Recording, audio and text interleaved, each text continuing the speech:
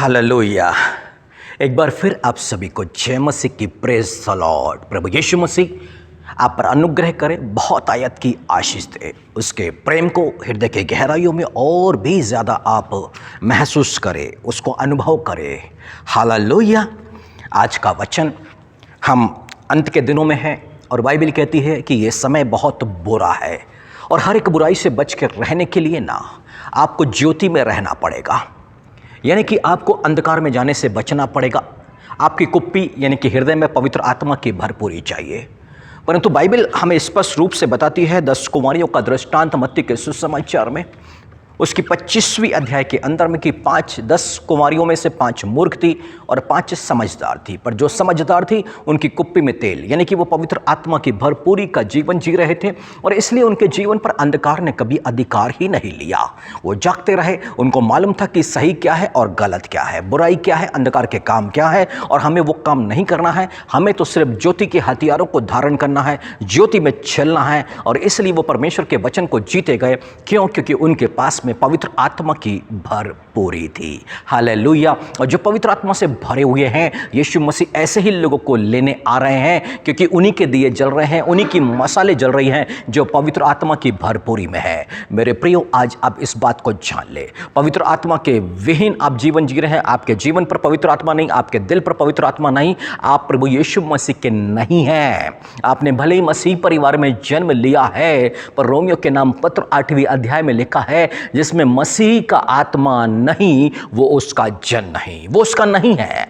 पवित्र आत्मा जब आता है तब हम परमेश्वर के लेपालकपन का हमें अधिकार मिलता है, हम उसके गोद लिए पुत्र बन जाते हैं। स्पिरिट ऑफ एडॉप्शन उसे बोलते हैं। और पवित्र आत्मा आया है तो आप परमेश्वर की संतान हैं, प्रभु यीशु मसीह की संतान, उसके भाई बहन, आप एक रिश्ता है। यदि पवित्र आत्मा नहीं तो आप इस प्रभु के अनुग्रह से, उसकी आशीषों से वंचित हो जाएंगे। सबसे पहले उसकी संतान बनने के लिए विश्वास में बढ़िए, पवित्र आत्मा की मांग करिए, पवित्र आत्मा से भर के जीवन को जिए, तभी आप जाके आपकी ज्योति जलती रहेगी, आपकी मसाले जलती रहेगी, आप अंधकार में नहीं जाएंगे, आप समझदार और बुद्धिमान कहलाएंगे। बाइबल में एक घटना मैं आपको बताऊं मेरे प्रिय भाइयों और बहनों, 2 तीमुथियुस 4th अध्याय और उसकी 9वीं आयत में यहाँ पर पौलुस ने तीमुथियुस को पत्र लिखा और उस पत्र में अपने दर्द को उसने प्रकट किया और उसने लिखा, मेरे पास शीघ्र आने का प्रयत्न कर।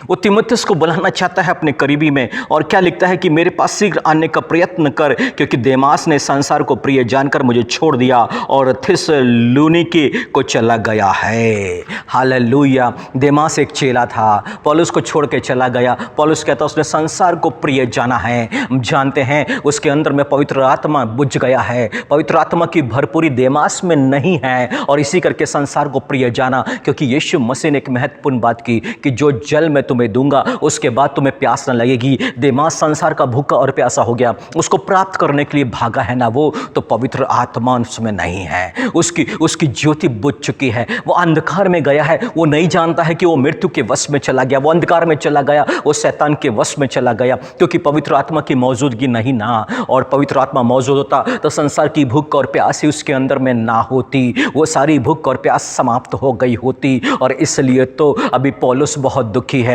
वो तीमुथियुस को बुलाना चाहता है। मेरे प्रिय भाइयों बहनों, यदि आप यीशु मसीह के नज़दीकी में रहना चाहते हैं, उसकी आशीषों को पाना चाहते हैं, शांति और आनंद से भरपूर जीवन को चाहते हैं, पवित्र आत्मा में बने रहें, पवित्र आत्मा की भरपूरी में रहें। यदि आपके अंदर में धन का लोभ आ रहा है, संसार का आकर्षण आ रहा है, उसकी तरफ आप भाग रहे हैं, तो पवित्र आत्मा बुझ रहा है, आपको अपनी गलती का एहसास नहीं है, आप अपने आप को जांच नहीं पा रहे हैं, तो पवित्र आत्मा मौजूद नहीं। क्योंकि लिखा है वो जो सत्य का आत्मा आएगा पाप के विषय में कायल करेगा।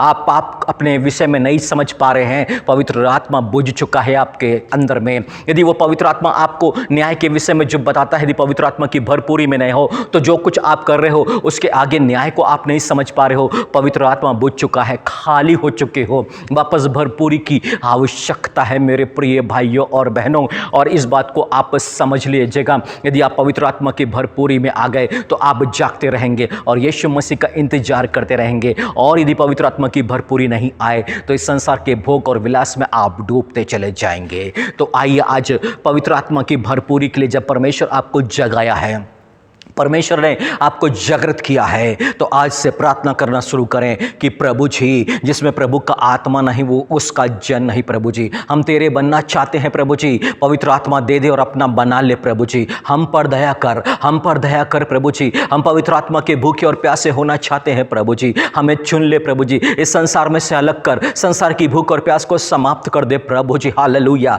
हम तेरे कहलाएं। प्रभु जी, वो पवित्र आत्मा आएगा तो आपकी इच्छा को जान पाएंगे और उस पवित्र आत्मा की सहायता से आपकी इच्छा को भी पूरी कर पाएंगे। हमारी सहायता करो प्रभु जी, हमारी सहायता करो प्रभु जी। हम आपकी प्लानिंग को समझ नहीं पाते क्योंकि पवित्र आत्मा मौजूद नहीं है। प्रभु जी, ओ हालेलुया, ये संसार का आकर्षण हमें खींच रहा है प्रभु जी, क्योंकि पवित्र आत्मा नहीं है। प्रभु जी, हमारी सहायता करो प्रभु जी। आपने कहा अनाथ नहीं छोड़ेंगे। प्रभु जी, हमें अनाथ ना छोड़ो। पवित्र आत्मा दे दो प्रभु जी, पवित्र आत्मा की भरपूरी दे दो, हम पर अनुग्रह करो। ऐसे ही पुकारें आज, ऐसे ही पुकारें आज और पुकार लें और उसकी पवित्र आत्मा से भर जाएं। Hallelujah, hallelujah. यीशु मसीह आपको अपने पवित्र आत्मा से परिपूर्ण करे, अपना पुत्र और पुत्रियां बना ले, ताकि आप अंधकार का जीवन न जिए, मृत्यु के वश में आप न चले जाएं, बल्कि ये संसार का जो आकर्षण है उससे तृप्त होके आप अनंत जीवन की भूख और प्यास को प्राप्त करते हुए आगे बढ़े। यही मेरी प्रार्थना आप सबों के लिए है। पिता आप सभी को प्रभु यीशु मसीह के नाम पर आशीषित करे।